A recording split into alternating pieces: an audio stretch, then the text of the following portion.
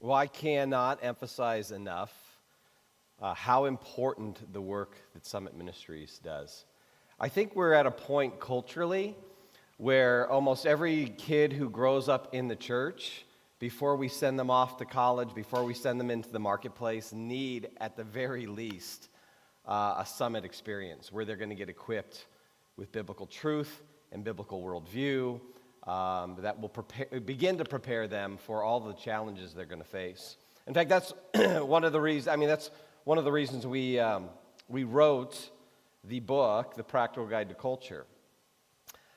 John Stonestreet, who is my co-author, good friend, he and I really wanted to help equip the church, equip parents, equip grandparents, equip youth leaders to help navigate this culture that we live in, to help us navigate this for our kids and to help our kids navigate it. And so then we wrote a student's guide to culture.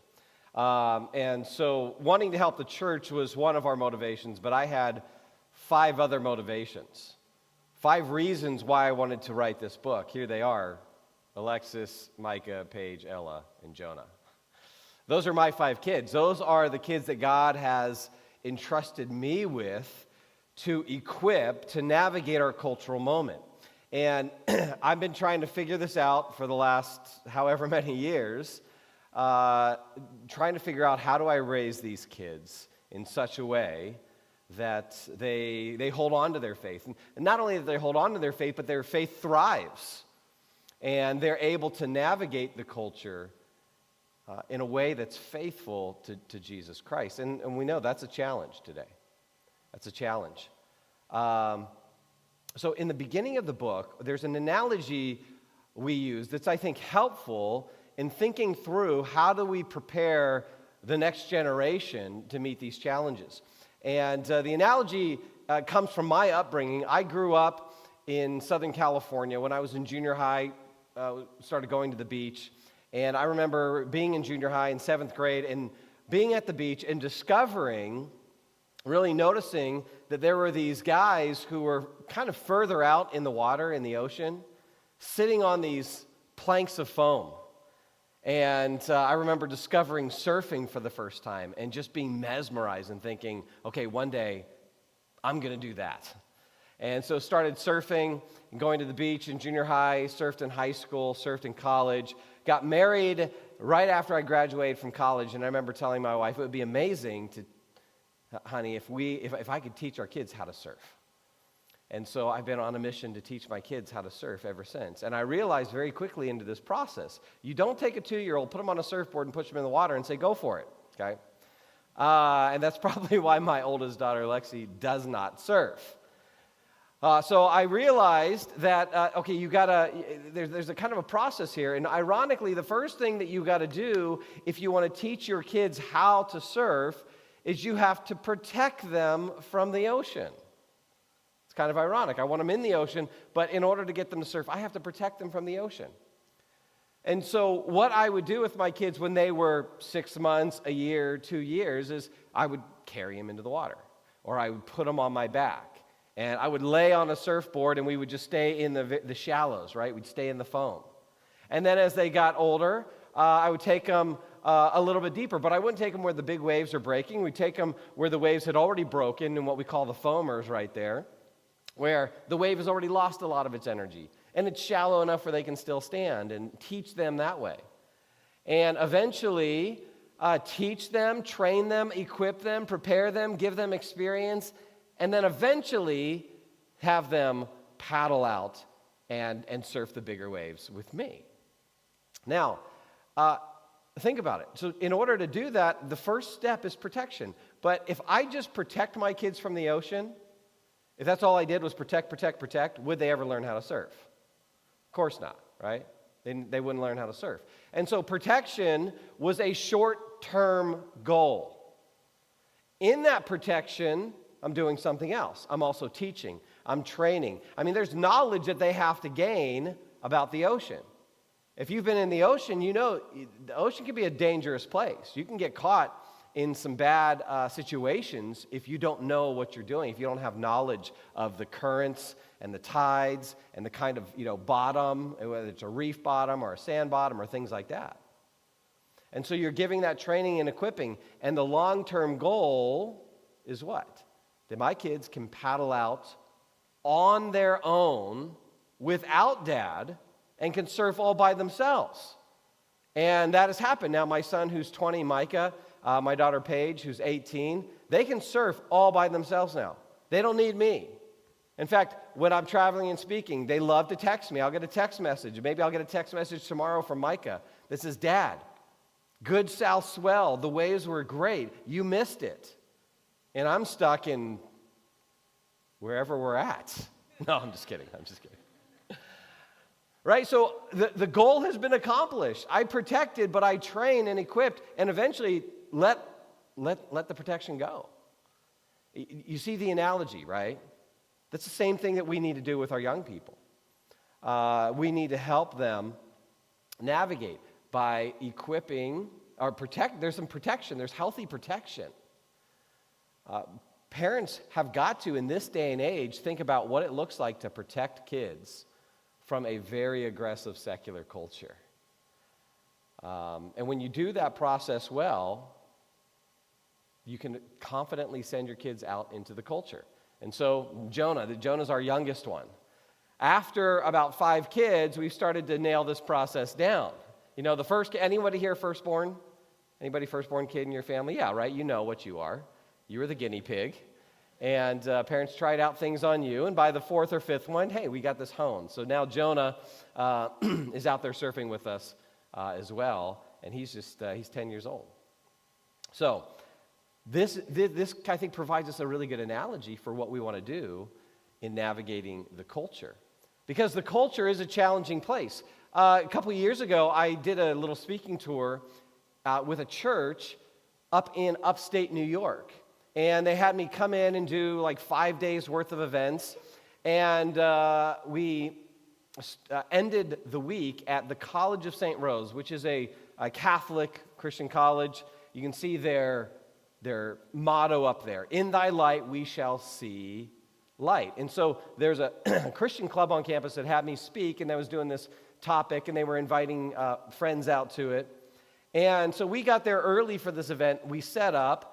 We had an hour until the event was actually going to take place. And so we were standing outside with some of the students, the leadership students from this club, and we noticed about 100 yards or so away, there's another building.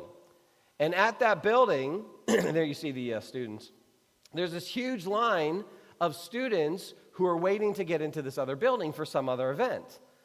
So I thought, hey, let's grab some of the flyers for this event. Let's go pick off some of those students.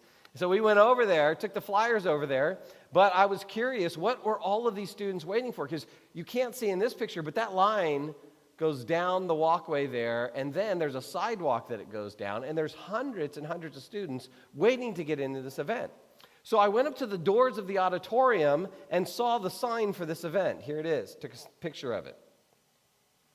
Right? Drag Through the Ages, featuring Noelle Diamond and Jacqueline Frost, 2 drag queens. And so it was a drag show. And so I noticed doors open at 7, drag show at 8. I mean, it's like 6 o'clock, and these students are ready to get in there. And so they opened the doors, and students went in. But you'll notice in this picture, right, a picture of the line of students, in the foreground, you see that little mop-headed kid. Right, that's my kid. That was Jonah. Jonah was 5 years old at the time, and he was actually on his first out-of-town trip with Dad. First airplane trip. He was going with me on the speaking event. And so, this 5-year-old little inquisitive boy, so he's going with me to these different events. And so we walk over to this event. Jonah's in tow. And, of course, 5-year-old, he starts asking just a ton of questions. Jonah's like, Dad, what are all these students waiting for? Right? So I just thought, I'll just be real broad. They're waiting for a drag show. Oh, no, I didn't say that. First thing I said is they're waiting for an event. They're waiting for an event. And, of course, little 5-year-old inquisitive boy says, Dad, what event? And that's what I said. Well, I didn't think he'd, I think it'd just go over his head, right? So I said, well, he's waiting for a drag show. Dad, what's a drag show? Okay, how do I describe this one to a 5-year-old? Well, Jonah, it's when these men, they're going to dress up in women's clothing and do like a fashion show, and they're going to wear makeup, and they're going to do like a fashion show. Dad, why would they do that? And here I am, an American college campus, having a conversation with my 5-year-old, trying to explain to him drag shows, right? This is just a little snapshot of the cultural moment that we're in. Now, what's interesting is when I share that illustration with groups of students today, if I'm talking to a group of students, they kind of just shrug their shoulders. Like, whatever. This is just the world they're growing up in, right? They're growing up in a world where having drag queen story hour at the local library is kind of the norm. Like, that's not surprising anymore. In fact, we have a culture that is going after very young kids. I don't know if you saw, but just recently, during Pride Month this year, Blue's Clues, which is a children's show that's aimed at basically 2 to 5-year-olds. If you go onto their YouTube channel and just do a little search for Pride Parade, you'll see a cartoon with a drag queen explaining all of these kind of different families that go by on different floats. And it's a cartoon aimed at 2 to 5-year-olds, right? Disney partners, this is a recent headline, Disney partners with a drag queen, with Kermit the Frog to host LGBTQ Pride concert. And so this is just the world that our young people are growing up in from the earliest of ages now. I have all kinds of different pictures of books that are being read in different schools that I either see online or people will send me. And often they are books about, young people who are part of that acronym, LGBTQ. Right? So this is just what our young people are hearing and seeing constantly. In fact, I just got a phone call a couple weeks ago. I was talking to a mom. Her daughter grew up in her home, Christian home. Her daughter went to Christian school all throughout junior high and high school. Her daughter went to a Christian college. And in college, at some point, she got connected with the LGBT community, and she started dating a guy. The guy has just come out as trans, and now the daughter has just come out as a lesbian. And this mom is trying to figure out how in the world do I navigate this? Right? Those are the kind of questions. I got an email last week from a mom who said their 14-year-old now identifies as non-binary and is constantly changing what preferred pronouns she wants them to use for her. That's the world we're navigating, okay? And that's the world our young people are navigating. And often, these are just different snapshots. And whether it's, what movies or music is coming out of Hollywood, or, it's the latest artist who's got some kind of controversy, or whether it's some social issue like same-sex marriage or whatever the issue might be, or whether it's the political arena. Often, when we as Christians think about culture, we often define culture as all the bad stuff that's out there in the world, right? Like when you hear that word culture, what do you think about? We often think, culture, bad. And certainly, there are plenty of things out there to lament, and plenty of things to battle against and to wrestle with and to grapple with. But if we define culture in this way, what do you think our general posture will be then towards culture? If culture is simply all the bad stuff out there in the world, then our approach to culture is often going to be filled with suspicion and frustration and irritation and aggravation and distrust and anger, right? And ultimately, we'll want to separate from all that bad stuff out there. And I think we see a lot of Christians who have done this particularly in the last year and a half. I hear this from a lot of Christians, particularly older Christians, right? Where there's this condemning of culture and then a withdrawal from culture. And when we do that, how does the culture around us experience us? Right? And so is this our approach to culture? Is culture really all that bad stuff out there? Well, there are some Christians who will swing the pendulum the other way. And when it comes to culture, they'll look at culture, and instead of submitting culture and what's in culture to biblical views, instead they will submit biblical views to culture. And so they'll look at the goodness of human beings. And of course, there's a lot of good in human beings. But they'll say, yeah, we can't be on the wrong side of history when it comes to these issues. We don't want to be on the wrong side of history. And so what you have in some churches is they swing the pendulum the other way, and their relationship to culture is one where you assimilate to the culture around you and you accommodate those views and those ideas, and you change your theology based upon what's happening in culture. And so you have churches who have done that, right? And either approach, either condemning and just completely withdrawing from culture or assimilating and accommodating, I do not think are biblically faithful approaches. And so what we need to do is we need to figure out, okay, what is our relationship as Christians to the culture? How do we navigate the culture so that we can then help the next generation navigate the culture?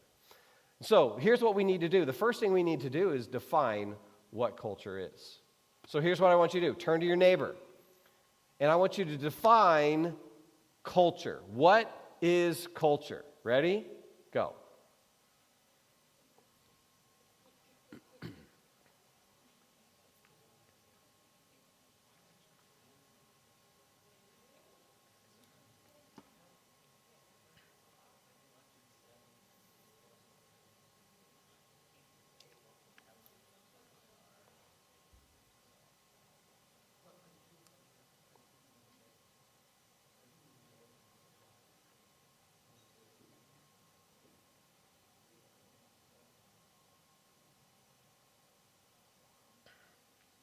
Okay, anybody got a good definition of culture for me?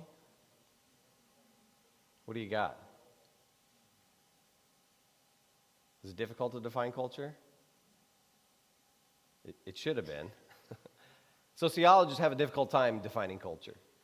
It's hard. Culture is it's this nebulous thing, and there are a lot of different things that we would put into culture. It's kind of like, well, in one sense, isn't everything that we see around us kind of part of culture?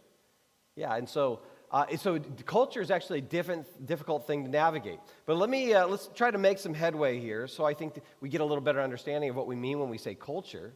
Andy Crouch, in his book, Culture Making, says this. He says, culture is what we make of the world.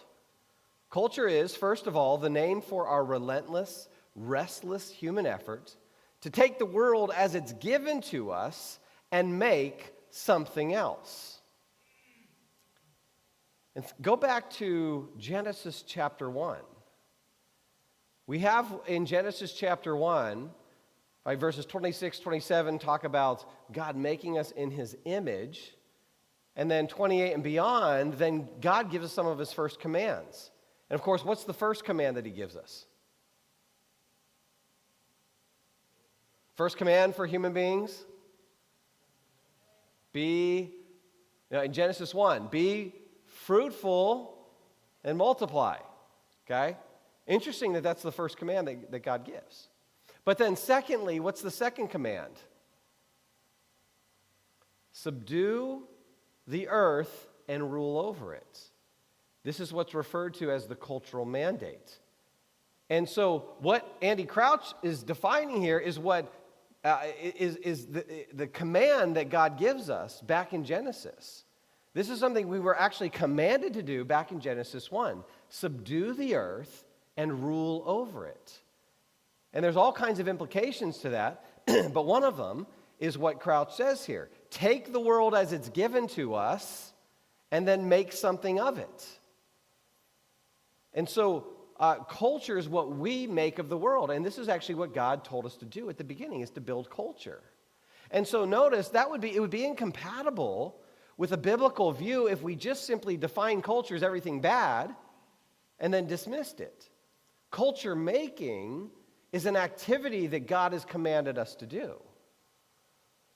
And this is one way we can see how really all the different areas of work, our activity, can fall under a biblical view. Like if you're a businessman or woman, or you're a nurse, or you're an entrepreneur, or you're a stone worker, or a bricklayer, or a gardener, or whatever. All of these things, what are they doing? All the activity of each of these different kind of careers, which often we don't know how it has any connection to our faith, all of them are deeply connected to our faith. In that, in so many of these vocations, these jobs, what are we doing? We're taking the world, and then we're making something of it. And one of the unique immersive experiences that we do with students is called a Worldview Immersive experience, where we try to help them see, young people see, how their theology is actually relevant to every single area of their life.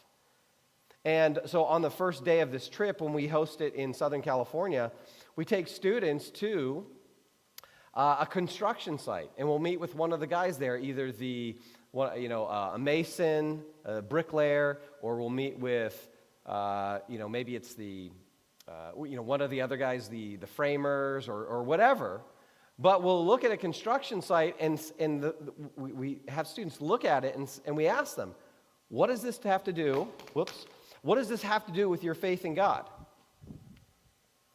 So they're looking at either, a dirt lot or kind of framing, this incomplete home. We say, what does this have to do with your Christian faith? How does your Christian faith relate to this? And they just stare at us like there is no relationship. And then what we do is we help them see Genesis 1, made in the image of God. If we're made in the image of God, then we reflect God, right? And so God, who is the great creator, if we're made in his image, we are sub-creators. And so the things that we create, we take his world, we subdue it. So we take the trees and natural materials, and we subdue those things, and we create 2x4s, and we use it to build homes and beautiful things that people live in. And our faith is deeply connected to that, right? Now, think about culture as an ocean. Think about it as an ocean. I think this idea will help us understand maybe how we influence each other when it comes to culture. So we are all swimming in an ocean of culture. We swim in American culture. And what's in the water? Well, culture is made up of all kinds of things. Number one, culture is made up of ideas. There are different ideas that are vying for our attention in any culture. And some are maybe minority ideas, some are majority ideas. Whatever status they have, there are these ideas that are fighting for our hearts and minds in the culture. And they're ideas about what the good life is. They're ideas about what is right and wrong. They're ideas about what's just and unjust. And so you have ideas that make up the waters of culture. But then you have individuals who champion those different ideas. And so you might have what you call champions within a culture. These might be everything from the politician to the athlete to some celebrity to a YouTube influencer to parents. It could be all kinds of people who are champions of different ideas or different lifestyles. And then not only do you have individuals who are champions, but you have what you call institutions. So we gather in groups and we form institutions. So it could be a business. It could be the institution of education. It could be some nonprofit institution. It could be a church. A church would be an institution. And so we form these institutions, and we have institutions all around us. these make up culture. And then you have artifacts. These would be the particular things that we see in culture, like a song or a book or articles of clothing or buildings. These are the artifacts of culture. And the artifacts of culture often reflect the ideas within the culture, right? So these are the waters of culture. And here, I think, is the key insight. Think about being in that water. You're in that water, you can't help but get wet.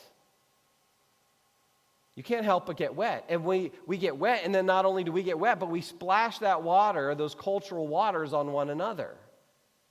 And that is how we are shaped by culture. I think one of the most powerful ways that culture shapes us is simply by presenting to us what is normal.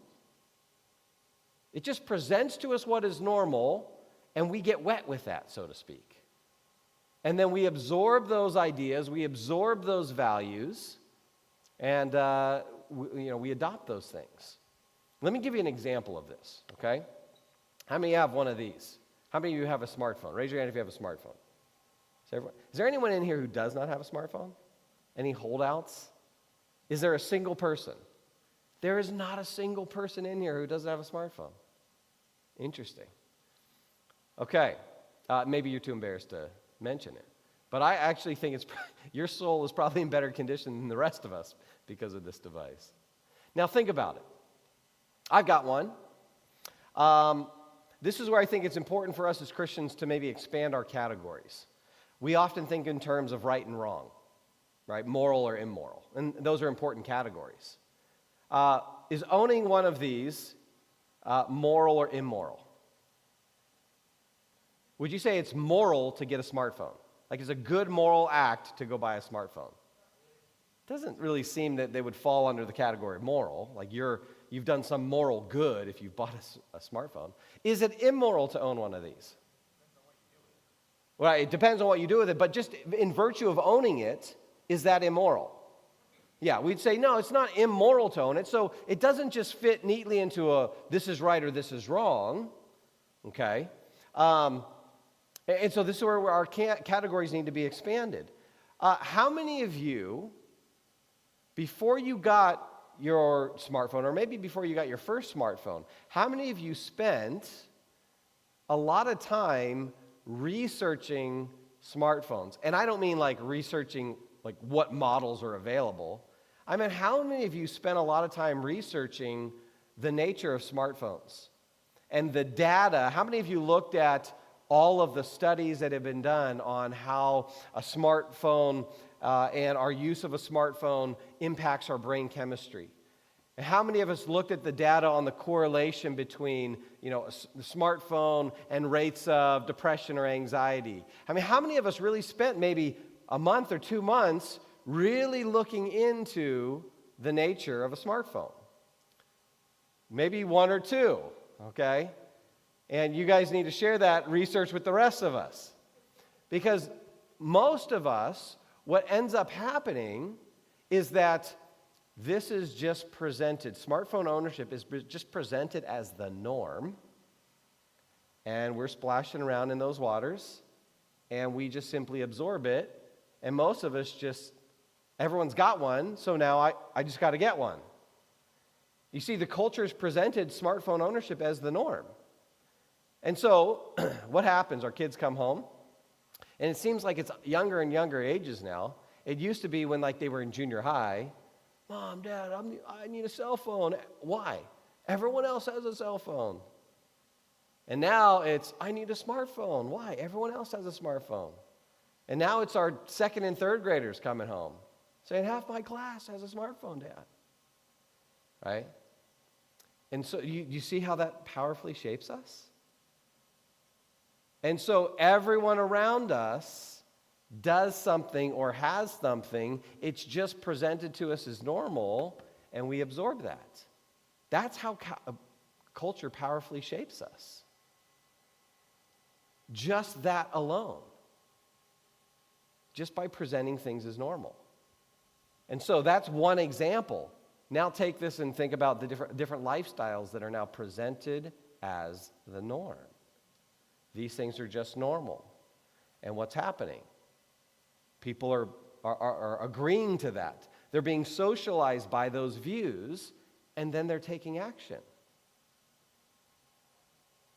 And this is a dangerous situation, as C.S. Lewis notes. He says the most dangerous ideas in a society are not the ones being argued, but the ones that are assumed. Right? Because those go unevaluated. Those just go under the radar.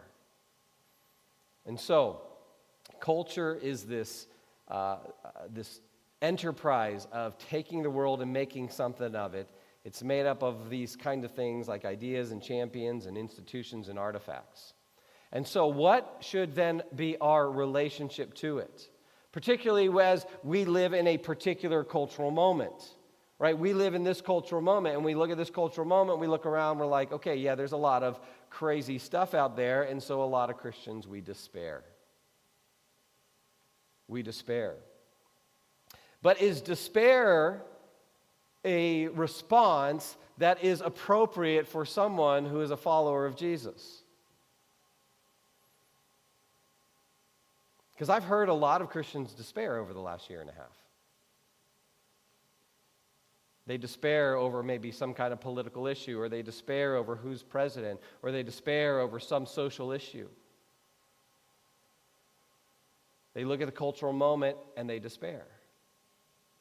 Now think about that. Is that an option for Christians? Should that be an option for Christians? Doesn't seem to me that's an option. And it doesn't seem to me like it's actually a good strategy, right? It's kind of like the person who starts a book. Think about starting a book like The Fellowship of the Ring. And anyone actually read The Fellowship of the Ring? Okay, anyone seen the movie? Okay, all right, you know the story, right? Because I'm going to give you, I'm going to spoil this if you haven't seen it. But let's say you start reading The Fellowship of the Ring, Tolkien's great book. It's that first book in that trilogy, and you start reading about this fellowship that starts gathering. They found the ring of Sauron, and now they've decided they need to return it to Mount Doom to destroy it, to save Middle-earth. And so you have this fellowship that develops with dwarves and elves and man. And so the fellowship sets out, and who are they being led by? Come on, who are they being led by? Gandalf, right? Gandalf is this amazing character in The Lord of the Rings, this wise, powerful sorcerer. And so you get to the scene in the Mines of Moria. Do you remember that scene? Maybe you remember it from the movie. In the Mines of Moria, they are fighting off all of these orcs. And it looks like they get to the end of it. They're about to escape, right? And there's this huge demon creature, this Balrog, who comes. And Gandalf faces down the Balrog. And what happens? It looks like Gandalf has defeated the Balrog. But then at the last moment, Gandalf the Grey, this great, wise leader of the fellowship, is taken down. And at this moment, what happens? We lose Gandalf. Gandalf is gone. Gandalf dies. Right? Now, imagine at this point in the movie or the book, like, you see Gandalf, you see him, he's gone. Imagine at this point in the book, or the movie, you turn it off, or you close up the book, and you say, that's it. I can't believe that Tolkien would do this, that he would kill the best character in the book, that he'd kill him off. And you shut the book and you say, I'm not going to read anymore, or I'm not going to watch any more of this stuff. Right? Now, wouldn't that'd be ridiculous, wouldn't it? And those of us who have read the book or have seen the movie would say, wait a second, this is just one moment in a larger story. You need to keep reading. Don't quit now. This one moment has to be put into a larger story, doesn't it? And what that person has done is they've confused the moment with the story. But if you keep reading, what happens? Gandalf the Grey, spoiler alert, comes back. And he's no longer Gandalf the Gray, he's Gandalf the white wizard who comes and good triumphs over evil. And so those of us who know the whole story would say, no, keep reading. You can't despair at this moment. Keep reading. There's a larger story. Don't confuse the moment with the story. And in the same way, we as Christians need to do the same thing. Despair is not an option for us, no matter what the cultural challenges there are that are out there. If you despair, you have confused the moment, the cultural moment, with the larger story. Yes, we live in a cultural moment, and yes, there are going to be unique challenges, and yes, there are times to lament the evil or the injustice or the brokenness or the pain that we see in our culture. Yes, we can lament, but lament is not the same thing as despair. And we need to put our cultural moment into that larger story, the Christian story, right? What Greg Koukl in his book calls the story of reality, which I like that language. It's the story of reality, because this is not a story that starts off once upon a time. This is a story that starts off in the beginning. Those are two very different kind of stories. And so we have a story that has really four beautiful chapters. If we were to take the Christian story of reality and break it into 4 chapters, this would help make sense of the biblical story. The larger story makes sense of the different things that we read. We have 4 different chapters. The first chapter we might call creation. This is where God brings everything into existence, right? It's our origin story. Just like any good story, you have a beginning. But then, any good story also includes conflict. So we move from Genesis 1, where God creates the world. He creates everything in it. He creates humans. He makes them in his image. He puts them in the garden. And then you have the conflict. You have the fall.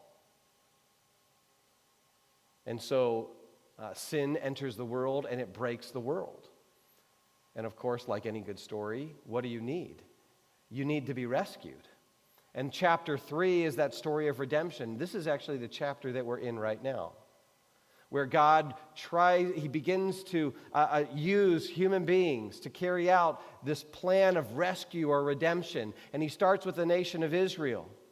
And what we see is that human beings aren't able to do this on our own, and therefore he eventually sends his son, Christ, to rescue us.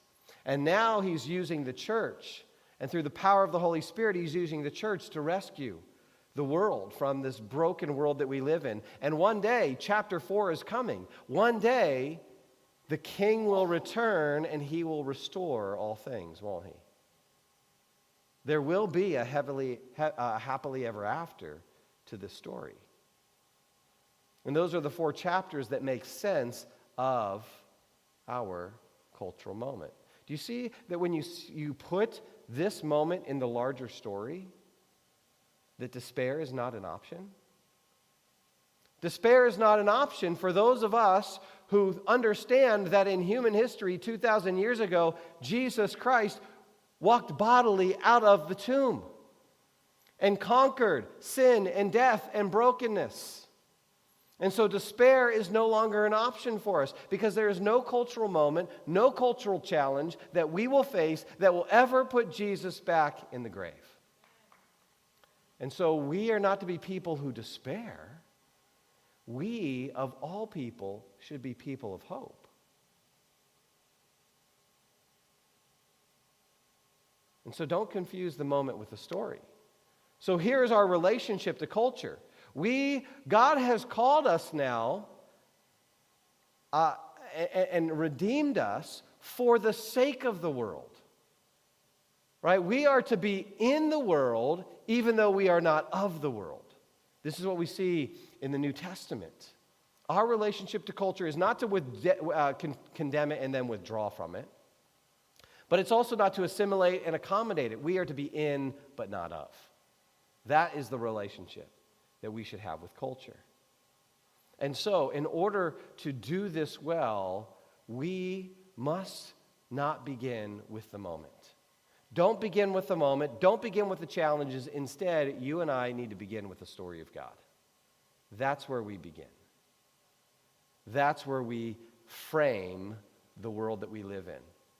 And we talk about beginning with the story. We're talking about the biblical story. And another term for story is this term right here, worldview. We begin with a biblical worldview or a biblical story. A worldview is simply our picture of reality. It's our picture of reality. And guess what? Everybody has a worldview. Everybody has a picture of reality. And the Christian picture of reality is those 4 chapters. That's the Christian picture of reality. And so we start with our story or our worldview. And what our worldview will do is it will help make sense of the world around us. Think of an analogy like a puzzle, okay? If we were to take the average American mind and dump the contents of the average American mind out onto a table, it'd look like this, right? A bunch of different ideas and beliefs that are disconnected, kind of like a bunch of different puzzle pieces. Now, if you want to then begin to assemble those pieces into something that makes a coherent picture of the world, right? If you want those little pieces to make sense, what do?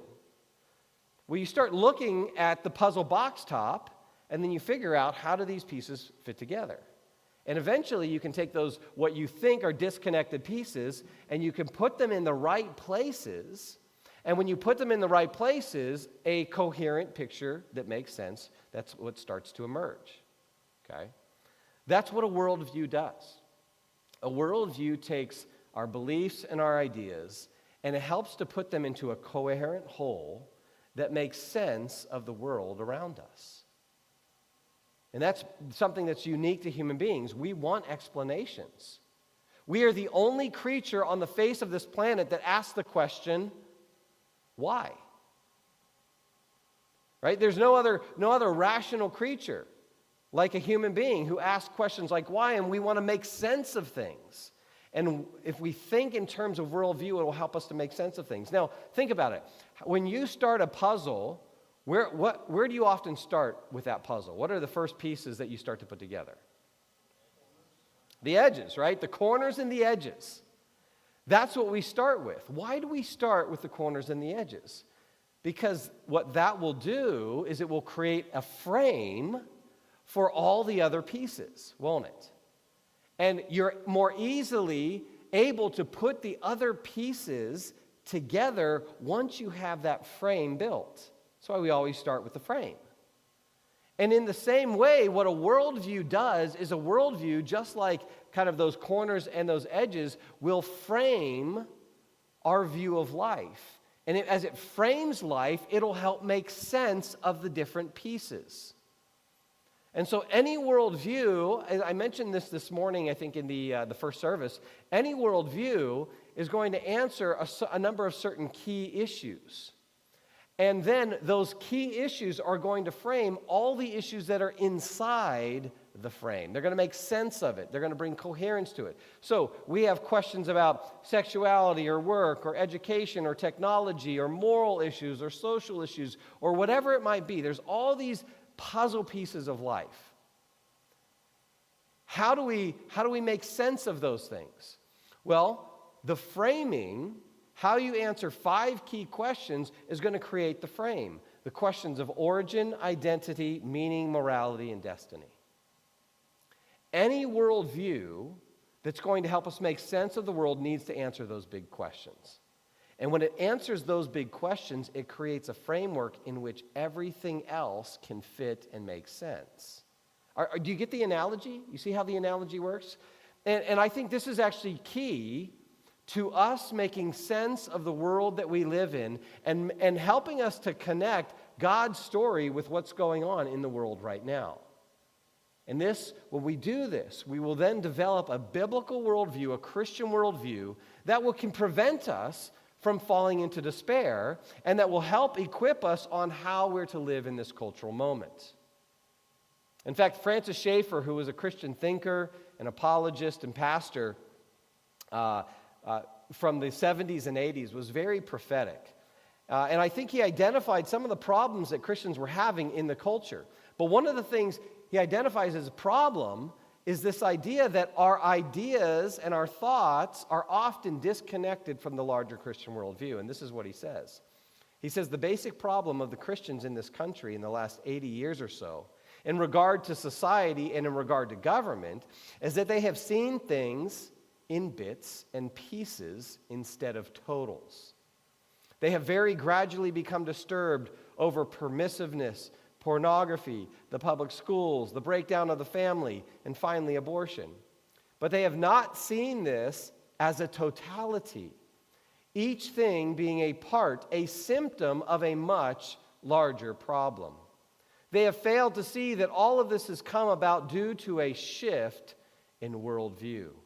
That is through a fundamental change in the overall way people think and view the world and life as a whole. And what I think Schaeffer did 30 years ago was properly identify the problem. Is that there's a worldview shift in the culture. And certain ideas about how our lives should be framed are being replaced. And so take the question of origin. Right? How would the Christian answer the question of origin? In the beginning, God created the heavens and the earth, right? Well, our culture no longer accepts that framing, no longer offers that as a plausible origin story.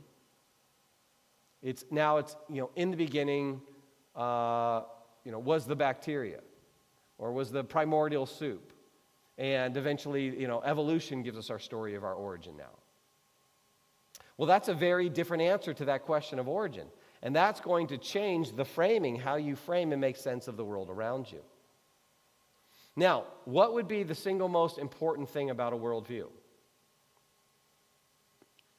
What is the single most important thing about your worldview? If your worldview is your picture of reality, what's the single most important thing about it? Say that again. Say that again. Oh, it needs to include destiny, yeah. So that would be part of that framing, right? So we would say you got origin, identity, meaning, morality, destiny. Okay, so yeah, a worldview would need to give you, but how it answers, so the answers that it offers to these 5 questions. What's the most important aspect? The most important aspect of a worldview is whether or not it's true. Whether or not it's true. Because look, you could have a picture of reality, but if your picture of reality is not an accurate picture of reality, it's not going to help you navigate the world that you live in. If you have an inaccurate picture of reality, if you have false ideas, and you try to live your life by those false ideas, by that false worldview, it seems to me that those false ideas are going to have consequences for your life. Ideas have consequences. And guess what? False ideas have victims. We can play this out in the culture right now. We right now have false ideas about human nature. We have false ideas about what it means to be human. I mean, think about that. Our culture cannot even answer the question, what does it mean to be human? And if you can't get human nature right, you will not get human flourishing right. And what we see in the culture over the last 30, 40 years is a decreasing amount of satisfaction and happiness. Even though we live in a culture now that has more wealth, more material goods, more leisure time, bigger homes, more technology. All these things that we would think would be indicators that would lead to greater amounts of happiness, greater amounts of pleasure. We have more of all of that stuff, and guess what? We continually see a decrease in the amount of happiness in American culture. Rates of depression and anxiety have just exploded in our culture. It used to be that the first onslaught of anxiety and depression happened around 29 years and a half, 29.5 years. Now, the average, onslaught of anxiety and depression happens around 13, 14 years of age. And so you look at all these indicators, we seem to be a culture that is growing in our anxiety and depression, not in our happiness. And so, if you have a false idea, they're going to be victims. There are going to be consequences. This is what C.S. Lewis says. He says, one must keep on pointing out that Christianity is a statement which, if false, is of no importance, and, if true, of infinite importance. The one thing it cannot be is moderately important. If this stuff is true, that changes everything. Now, here's the question. Not only do we need to develop a Christian worldview, but that worldview ultimately should help us to live life and think about every single area of life.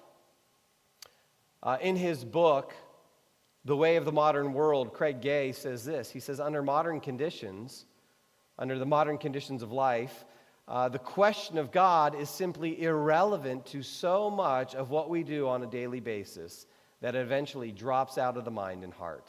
God is simply forgotten. I think that describes many of us, even who are in churches, even those of us who call ourselves Christians.